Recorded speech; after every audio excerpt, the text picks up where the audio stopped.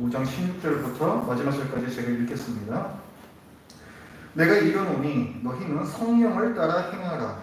그리하면 육체의 욕심을 이루지 아니하리라. 육체의 소욕은 성령을 거스르고 성령은 육체를 거스르나니 이 둘이 서로 대적하므로 너희가 원하는 것을 하지 못하게 하려 함이니라. 너희가 만일 성령의 인도하시는 바가 되면 율법 아래에 있지 아니하리라. 육체의 일은 분명하니 곧 음행과 더러운 것과 호색과 우상 숭배와 주술과 원수 맺는 것과 분쟁과 시기와 분냄과 당짓는 것과 분열함과 이단과 투기와 술 취함과 방탕함과 또 그와 같은 것들이라. 전에 너희에게 경계한 것 같이 경계하노니 이런 일을 하는 자들은 하나님의 나라를 유업으로 받지 못할 것이요 오직 성령의 열매는 사랑과 희락과 화평과 오래 참음과 자비와 양성과 충성과 온유와 절제니 이 같은 것을 금지할 법이 없느니라. 그리스도 예수의 사람들은 육체와 함께 그 정욕과 탐심을 십자가에 못 박았느니라. 만일 우리가 성령으로 살면 또한 성령으로 행하지니 헛된 영광을 구하여 서로 노엽게 하거나 서로 투기하지 말지니라. 아멘. 우리가 지금까지 지난주에서도 우리가 살펴봤지만 오늘 우리가 보는 본문의 윗부분까지는 사도 바울이 성도들에게 바른 칭의, 그러니까 어떻게 우리가 의롭다함을 받느냐, 다른 복음이라고 말하는 잘못된 의롭다함이 아니라 정말로 하나님께서 우리에게 주시는 의롭다함을 우리가 어떻게 얻는 건지 바른 칭의에 대해서 봤습니다. 그 내용은 어떤 것이었습니까? 우리가 율법을 지킴으로써가 아니라 그랬죠. 처음부터 끝까지, 처음에 뿐만이 아니라 끝까지 오직 예수 그리스도를 믿음으로써 하나님께로부터 의롭다함을 받는다는 내용이었습니다. 이 설명을 마치고 이제는 바울이 신자가 어떻게 살아야 하느냐, 그렇게 의롭다함을 받은 신자가 이제는 어떻게 살아야 하느냐, 바른 생활에 대해서 설명을 시작합니다. 오직 예수 그리스도를 믿음으로 의롭다함을 받는다. 사실 이 말을 유대인들, 율법주의자들 뿐만이 아니라 믿지 않는 많은 사람들이 다 싫어합니다. 그 이유는 방탕과 범죄에 대한 우려 때문이죠.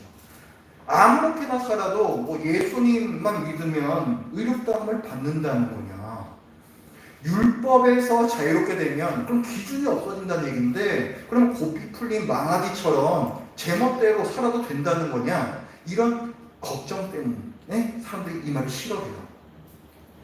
바울도 이 부분을 짚습니다. 바울의 얘기는 그렇다고 네 멋대로 살라는 얘기는 아니다, 이 얘기를 해요. 13절 말씀을 우리 같이 읽어보죠. 13절 시작. 형제들아 너희가 자유를 위하여 부르심을 입었으나 그러나 그 자유로 육체의 기회를 삼지 말고 오직 사랑으로 서로 종로로 타라. 자, 무슨 말이에요? 우리가 율법에 매이지 않는 몸이 되었으니까 자유롭게 된 거잖아요. 그런데 그렇게 얻은 자유를 13절에서 뭐라고 얘기를 해요? 육체의 기회를 삼지 말라 얘기합니다. 16절에서는 육체의 욕심이라고도 표현을 해요. 우리에게 주어진 자유를 방탕하게 쓰면 안 된다는 거죠. 우리가 이 바울이 쓴 글을 볼 때에 조심해야 할 부분이 있습니다. 그게 뭐냐면 이 오늘 본문에 나오는데 육체라는 단어가 나와요. 그러니까 육체가 원하는 바, 육체의 욕심 이런 표현이 나오는데 그 육체라는 단어를 잘 이해를 하셔야 됩니다. 이 육체를, 자, 우리 영혼과 육체가 있잖아요. 그때의 육체로 생각하시면 안 돼요. 그런 뜻이 아닙니다. 만약에 이 육체를 그런 뜻으로 이해를 하게 되면 육체가 원하는 바는 나쁜 것이다, 이렇게 흐르게 돼요. 육체가 원하는 바에는 지극히 당연한 본능이 있습니다. 식욕, 수면욕, 성욕, 이런 것들은 모든 정당한 욕구들이에요. 그런 모든 것에 다 부정해버리는 금욕주의에 빠질 수가 있습니다. 실제로 이런 부분을 잘못 이해해서 그렇게 된 사람들이 초대교회 당시에도 많았고, 그래서 골로새서 2장 23절 같은 데를 보면 바울이 비판해요. 이런 잘못된 경건 의식으로 자기 몸을 괴롭게 하는 금욕주의를 비판합니다. 그러니까 절대로 사도 바울은 육체의 어떤 욕구를 다 억눌러야 된다 이런 뜻으로 얘기를 하는 게 아닙니다. 갈라디아서뿐만이 아니라 로마서나 고린도 전후서 등등에서 바울 사도가 말하는 육체는 이 몸이 아니에요. 원어에서 보면은 이 육체라는 이 단어는 죄로 타락한 본성을 의미합니다. 그러니까 아담이 범죄한 후에 지금까지 이어져 내려오고 있는 죄성이라는 게 있잖아요. 죄성. 죄를 사랑하는 이 어떤 우리 타락한 본성이 있단 말이에요. 그거를 우리 성경에서 번역할 때 육체라고 번역을 한 거예요. 혹시 NIV 성경을 갖고 계신 분들은 한번 보십시오. 예를 들어서 16절 같은 데서도 보면은 이 육체라는 단어가 이런 관념을 잘 반영을 해서 번역을 하고 있어요. sinful nature라고 되어 있습니다. sinful nature. 죄된 본성, 죄성이라는 게 죄성. 그게 이 육체라는 단어의 뜻입니다. 이 죄성이 구체적으로 어떤 모습으로 나타나는가 19절부터 쭉 나오죠. 육체의 일, 죄성이 어떤 일을 저지르냐? 음행, 더러운 것, 호색, 우상, 숭배, 주술, 원수 맺는 것, 분쟁, 시기, 분냄, 당지는 것, 분열, 이단 해서 쭉 나옵니다. 근데 이 모습들을 보면요, 다 하나같이 내가 이 세상에서 높아지고 내가 이 세상의 중심이 되고 싶은 욕심에서 나오는 모습들입니다. 왜 분쟁과 시기가 생깁니까? 내가 다른 사람 위에 올라서고 싶기 때문에 그런 거예요. 왜 당을 짓고 왜 분열이 됩니까? 왜 이단이 나오고 왜 사람들이 왜 주술을 할까요? 주술은 뭐예요? 화를 내어줬고 복을 불러들이는 거죠. 왜 그런 일을 할까요? 내가 이 세상의 중심이 돼서 좋은 일만 나한테 생기게 하고 싶은 거예요. 내가 이 세상의 중심이 되고 싶어하는 마음, 내가 하나님이 되고 싶어하는 마음, 그것이 바로 죄성의 본질입니다. 그렇기 때문에 우리 안에 있는 죄성은 마귀적이에요. 중심이 되고 싶어하고 하나님처럼 되고 싶어하는 그 마음, 우리 안에 있는 죄성은 마귀적입니다. 사도 바울은 그리스도인의 삶을 이끌어 가려고 하는 두 세력에 대해서 얘기를 하는데, 그 중에 하나로서 이 죄성, 육체라고 번역된 이 죄성을 얘기하고, 또 한 가지는 이제 그리스도인들에게는 그들을 주관하는 다른 세력이 있다는 얘기해요. 성령입니다. 성령. 16절부터의 말씀을 보면 내가 이르노니 너희는 뭘 따라서? 성령을 따라서 행하라. 그러면 어떤 결과가 나온대요? 그리하면 육체의 욕심을 이루지 아니하리라. 성령과 육체, 죄성을 대조시키고 있죠. 17절에서도 육체의 소욕은 성령을 거스르고 성령은 육체를 거스른다 얘기하고 있어요. 지금 16절에서는 뭘 얘기했었습니까? 성령을 따라 행하면 죄성에 나타나는 모습을 피할 수 있다 얘기하잖아요. 그 이유는 뭐냐면 성령과 죄성은 서로 대립되기 때문이라는 거예요. 결코 양립할 수 없기 때문이라는 거예요. 17절 우리 성경에서는 생략이 됐는데 맨 처음에 왜냐하면 이런 단어가 거기 들어가 있습니다. 왜 성령을 따라 행하면 죄성 그 결과를 피할 수 있는가? 성령은 죄성과 완전히 대립하기 때문이다. 하나님께서 우리 안에 있는 이 죄성을 미워하십니다. 그렇기 때문에 율법주의자들이 주장을 해요. 우리 이 죄성을 눌러야 하나님께서 기뻐하시는데 그걸 위해서는 율법이 필요하다는 거죠. 하지만 사도 바울은 이렇게 주장합니다. 율법이 아니라 성령을 따라 행함으로써 죄를 짓지 않는다. 그러니까 그리스도인은 내 안에 있는 죄성이 내 삶을 질질 끌고 가게 내버려두지 않고 성령께서 인도하시는 바를 따라 결정하고 행동한다. 이게 그리스도인의 삶이라야 된다. 얘기를 하는 거죠. 우리가 그런 얘기 많이 듣지 않습니까? 성령의 인도하심을 따라 우리가 살아야 된다. 그런 얘기 많이 하는데, 그렇다면 도대체 성령의 인도하심을 따르며 산다는 게 뭔지, 구체적으로 이게 어떻게 사는 건지를 우리가 알아야 되겠죠. 예전에 구약시대 이스라엘 백성들은 참 어떻게 보면 쉬웠을 것 같습니다. 불구름 기둥이 뜨면 그거 따라서 쫓아가고, 내려앉으면 거기서 계속 기다리고, 명확한 하나님의 인도하심이 아니겠습니까? 우리 눈에 보인단 말이죠. 그러나 지금 그런 불구름 기둥을 쫓아다니는 사람은 아무도 없습니다. 그렇게 보여주지 않으세요. 보이는 게 없다는 거죠. 그럼 지금은 성령님의 인도하심을 우리가 어떻게 알 수 있겠습니까? 기독에서 하나님의 음성을 듣는 걸 말하는 걸까요? 직통계시, 정말 제가 지금 여러분에게 얘기하는 게 들리잖아요. 그런 것처럼 내 귀에 뭔가 이렇게 정말 생생하게 들리는 그런 직통계시를 말하는 건가? 성령의 인도하심을 따른다는 것은 쉽지 않은 주제입니다. 그리고 굉장히 방대한 또 주제예요. 그런데 바울 사도는 이 갈라디아서 이 편지를 통해서 그 중에 한 가지를 얘기를 해요. 그 중에 한 가지 지침은 13절에 나옵니다. 형제들아, 너희가 자유를 위하여 부르심을 입었으나 그러나 그 자유로 육체의 기회를 삼지 말고 죄성에 따라 살지 말라는 얘기죠. 그 다음에 얘기하는 게 뭐냐면 뭘 얘기해요? 오직 사랑으로 서로 존노릇하라, 이걸 얘기해요. 그러면서 아까 육체와 성령을 계류시킨단 말이죠. 그러니까 성령의 인도함을 따르며 산다라는 얘기는 구체적으로 뭘 가리키는 겁니까? 서로 사랑으로 서로 존노릇하는 것. 이게 지금 연결이 되어 있는 거예요. 그 13절 말씀에 보면은 오직 사랑으로 서로 존노릇하는데 이게 마지못해서 하는 게 아닙니다. 거기 보면은 내게 주어진 자유로서 그렇게 하는 거예요. 이건 무슨 말이냐면은 내가 기꺼이 그리고 내가 기쁨으로 그렇게 해야 한다는 거죠.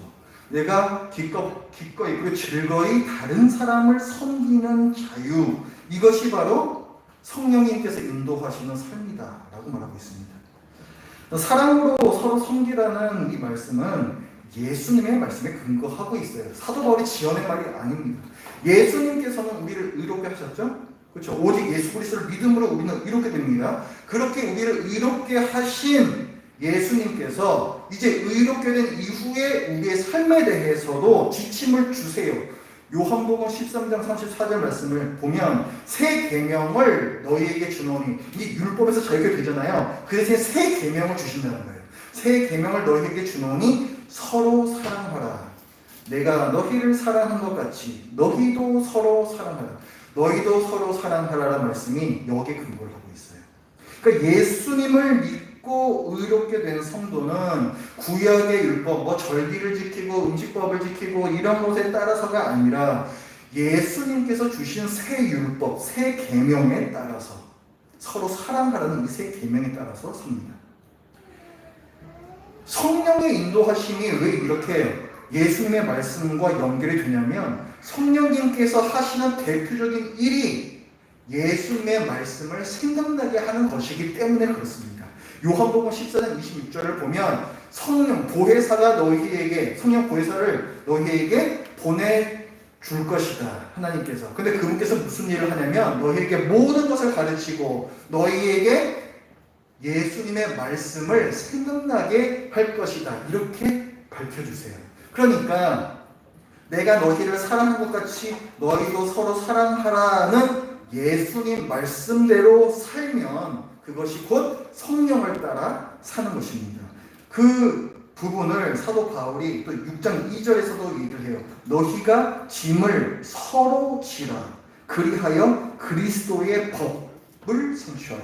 그리스도의 법이라는 것은 새 계명이에요. 서로 사랑하라는, 서로의 짐을 지라는 다 연결되어 있는 말씀들입니다.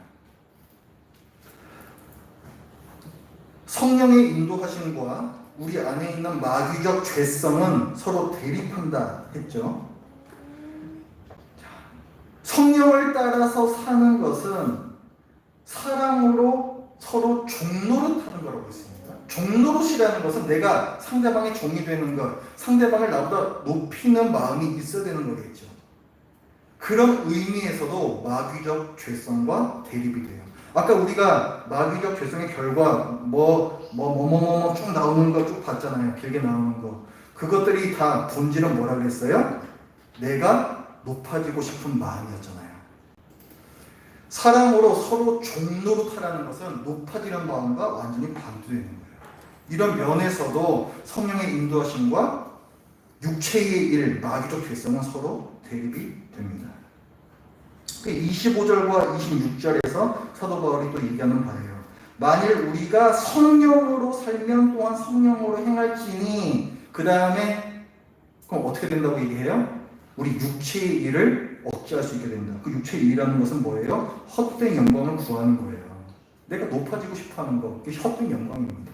헛된 영광을 자꾸 구하다 보니까 서로 노엽게 하고 서로 투기하고 시기하고 아까 쭉 말했던 그런 일이 벌어진다는 거죠. 말씀이 이해가 되시죠? 그리고 우리가 이 예수님께서 주신 새 계명, 서로 사랑하라는 말씀을 좀 깊이 봐야 됩니다. 왜 예수님께서는 그냥 사랑하라고 하시지 않고 서로 사랑하라고 하셨을까? 일방적으로 사랑할 수도 있습니다. 그렇죠? 일방적으로 사랑할 수도 있잖아요. 상대방이 나한테 전혀 관심 주지 않아도 나 혼자 그 사람을 무조건적으로 일방적으로 사랑할 수 있습니다. 하지만 예수님께서는 서로 사랑하라 말씀하셨습니다. 또한 예수님께서는 서로 유익을 줘라 이렇게도 말씀하시지 않으셨습니다. 서로 유익을 주는 것은 예를 들면 여러분들 직장 다니시면은 직장 동료들 간에도 서로 유익을 줘요. 그렇죠? 내가 저 사람도 도움받고 저 사람도 나한테서 업무적인 도움을 받습니다. 하지만 예수님께서는 서로 사랑하라 라고 말씀을 하셨어요. 그래서 계약적 관계가 아닙니다. 서로 사랑하라는 사랑을 주거니 받거니 하는 건데 이거는 공동체에서 볼 수 있는 모습이에요. 가족 공동체가 가장 대표적입니다. 가족 공동체는 그 안에서 좋으나 싫으나 서로 사랑을 주거니 받거니 하면서 살게 되어 있습니다. 그런데 갈라디아서는 누구 개인한테 지금 주는 편지가 아니죠. 공동서신이라고 해서 많은 교회들에게 보낸 편지입니다. 갈라디아서는 교회에 보낸 편지이므로 서로 사랑하라고 했을 때에는 바울이 어떤 공동체를 염두에 두고 있는 거예요? 교회 공동체를 염두에 두고 있는 겁니다. 그러니까 바울의 얘기는 이거예요. 성도 개인이 성령을 따라 사는 것은 교회 공동체와 밀접하게 연결되어 있다. 이걸 얘기를 하고 있습니다. 성령의 열매에 대해서 사도 바울이 얘기를 합니다. 그 22절부터 보면 오직 성령의 열매는 그러나, 오직은 그러나라는 뜻이에요. 성경에서. 우리 번역 좀 이상하게 했습니다. 그러나 성령의 열매는 사랑, 희락, 화평, 오래 참음, 자비, 양선, 충성, 온유와 절제니 이렇게 나오죠. 여러분들 이거 뭐 암송하시는 분들도 많이 계실 것 같은데요. 이게 성령을 따라 행한 결과라고 해서 성령의 열매라고 표현을 했습니다. 그런데 이 성령의 열매라고 나오는 이 모든 것들이 다른 사람을 사랑하는 것과 관계가 있어요. 일단 제일 먼저 나오는 게 사랑과 이렇게 시작이 되죠. 사랑이 일단 나오고 그 다음에 희락, 기쁨이 나옵니다. 여러분들 사랑해 보셨습니까? 사랑하는 사람들은 그 사랑을 받는 사람뿐만이 아니라 그 사랑을 주는 사람도 마음에 기쁨이 가득합니다. 그 다음에 화평, 사랑하면 상대방과 싸우려고 하지 않아요. 상대방과 화평을 유지하려고 하죠. 오래 참음, 사랑하면 상대방을 오래 참습니다. 자비, 사랑하면 상대방에게 자비롭고 관대해집니다. 양선, 선을 행한다는 거예요. 상대방이 말하지 않아도 내가 그 사람을 사랑하면 그 사람이 굳이 뭘 요구하지 않아도 먼저 좋은 것을 주려고 합니다. 충성, 사랑하면 그 사람을 배신하지 않습니다. 기꺼이 헌신하죠. 온유, 사랑하면 친절해집니다. 절제, 사랑하면 상대방에게 잘못하지 않으려고 스스로 조심하고 절제하게 됩니다. 그러니까 지금 뭐 사랑과 쭉 이렇게 나오는데 사랑 다음에 나오는 모든 성품들은 사랑의 다른 측면에 불과해요. 그러니까 사실은 하나입니다. 성령의 열매는 한 가지, 사랑이라는 거예요. 그래서 성령의 열매라고 하는 사랑, 기쁨, 화평, 오래 참음 등등 이런 모습들은 따로따로 어떤 건 나타나는데 어떤 건 안 나타나고 이렇게 되지가 않습니다. 함께 동시에 나타날 수밖에 없어요. 그래서 원어에서도 보면 여러 가지 나오니까 성령의 열매들이 아니냐, 성령의 열매들 이렇게 표현하지 않고 성령의 열매라는 단수형을 사용합니다. 하나라는 거죠. 성령이 하나예요. 사랑 하나입니다. 그런데 사랑은 상대방이 필요하죠. 그렇죠? 누군가 그 사랑을 내가 줄 대상이 필요한 거잖아요. 사랑은 다른 사람을 필요로 해요. 성령의 열매가 사랑인데 그렇게 서로 사랑하려면 누군가 다른 사랑이 필요하고 그것은 공동체 안에서만 가능합니다. 즉 내가 성령의 인도하심을 따라 살기 위해서는 다른 사람들과 함께 어우러지는 공동체 안에 내가 있어야 돼요. 그래야 성령의 인도하심을 따라갈 수가 있습니다.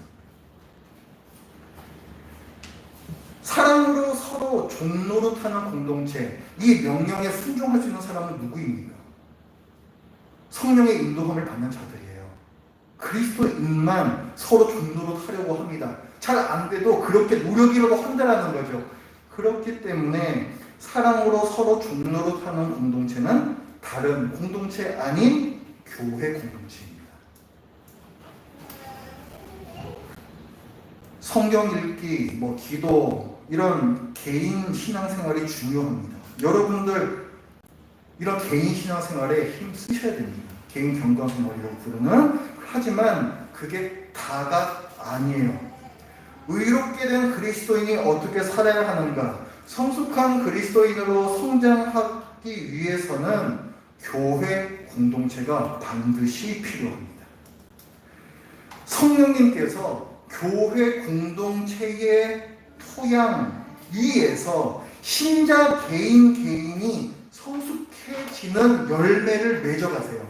성령님께서 열매를 맺으신다. 그 열매를 맺어가는 주권은 누구한테 있다는 거예요? 성령님께 있는데 그 성령님께서 열매를 맺으시는 방식이 교회 공동체를 토양으로 삼으신 거예요. 그렇기 때문에 여러분이 혼자서 내가 하나님하고 그 관계만 잘 돼 있으면 되는 거 아니냐, 이런 개인적인 신앙에 만족하셔서는 안 됩니다. 그것은 반쪽짜리 신앙에 불과해요. 교회 공동체가 왜 성령의 열매가 열리는 토양이 될 수 있을까요? 왜냐하면 교회는 다른 조건 다 필요 없고 예수만 믿으면 되는, 정말 그냥 예수 믿는 사람들이 누구라도 다 오는 곳이 바로 교회이기 때문에 그렇습니다. 이 얘기는 무슨 말이냐면은 그만큼 다양한 사람들이 모인다는 거예요. 특히 이 갈라디아 교회는요, 정말 다양한 사람들이 모였습니다. 3장 28절 말씀에 보면 너희 안에 누가 있는가 보세요. 유대인도 있고 헬라인도 있고 종도 있고 자유인도 있고 남자도 있고 여자도 있었습니다. 그렇죠? 그런데 이 사람들이 예수 그리스도 안에서 다 하나라고 얘기를 하고 있어요. 이 당시는 지금 시대는 비교도 안 될 만큼 남성 여성 차별, 또 누가 누구의 노예냐 자유민이냐 이런 계급 차별이 아주 당연하던 시대였습니다. 아주 당연하던 시대였어요. 그러니까 지금 교회 오면은 이상한 일이 벌어지는 거예요. 집에서는 내 종인데 교회에 와서는 형제님이 됩니다. 거꾸로도 마찬가지예요. 집에서는 내 주인인데 교회 오면은 그게 형제님이 되는 거예요. 서로 편할까요?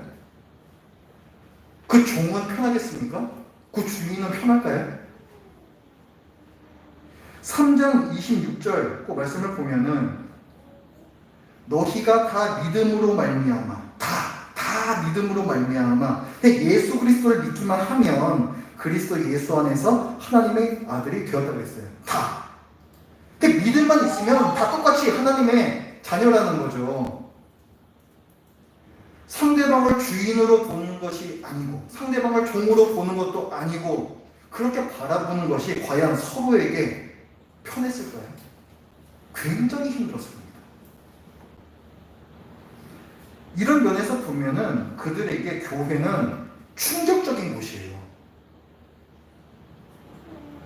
지금까지 자기네들이 갖고 있었던 생각하고 자기네들이 익숙해 있던 질서에 대해서 정말 깊이 고민해야만 하는 곳이 교회였습니다. 사실 이 땅의 교회는 매우 급진적입니다. 급진적이라는 말은 이 세상의 질서를 파괴한단 말이에요. 왜 그렇습니까? 이 세상의 교회는, 이 땅의 교회는 하나님 나라를 증거하고 미리 보여주기 때문에 그렇습니다. 하나님 나라의 질서는 이 땅의 질서하고 안 맞는 부분이 당연히 있는 거예요. 그렇기 때문에 교회는 충격적인 곳이고 급진적인 곳이 될 수밖에 없습니다. 파격적인 질서, 급진성, 오늘날의 교회가 잃어버린 특징이에요. 왜 교회가 사람들로부터 손가락질을 받겠습니까? 급진성을 잃어버렸기 때문에 그렇습니다. 세상과 다를 바가 없으니까 사람들로부터 손가락질을 받는 거죠.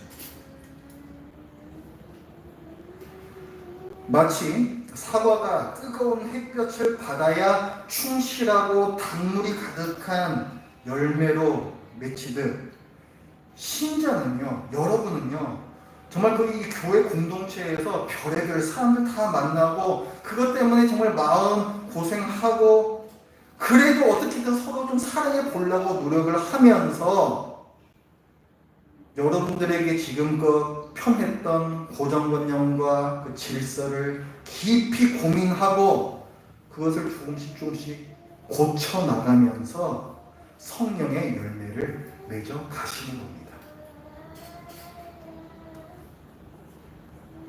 성령님께서는 교회 공동체 안에서 서로라는 관계성 속에서 어떻게 보면은 참 별의별 사람들이 다 있는 별의별 영양소들이 다 있는 토양과 같아요. 그 토양 위에서 그 비옥한 토양 위에서 신자 개개인의 인격 성숙이라는 예수 그리스도를 닮아가는 그 열매를 맺어가십니다. 물론 사람들이 다 내 생각 같지 않아요.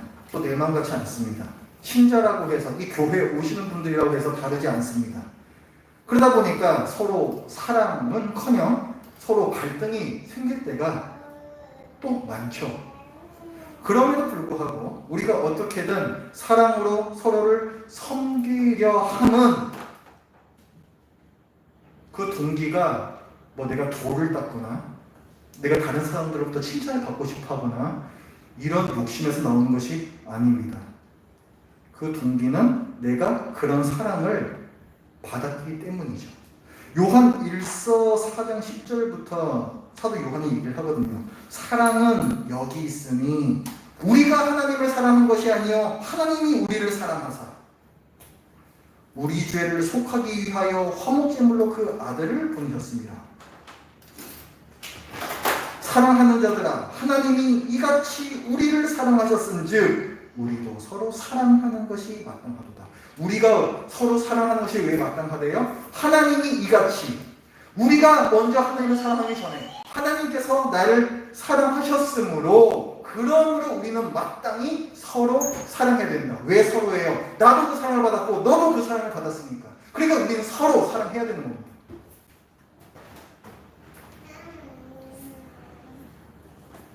신앙의 성숙을 원하십니까? 우리가 예수 그리스도를 닮아가는 그런 모습을 원하십니까? 여러분의 관심이 내가 지금 어떤 모습인가 라는 그 개인적인 관심을 넘어가야 돼요. 내 자신에 계속 초점을 놔두시면 안 됩니다. 그 초점을 교회 공동체로, 다른 성도에게로 그 관심을 넘기셔야 돼요. 그 안에서 여러분 개개인이 자라날 수가 있습니다. 하나님께서 교회를 세우신 또 하나의 이유인 거예요. 기도하겠습니다.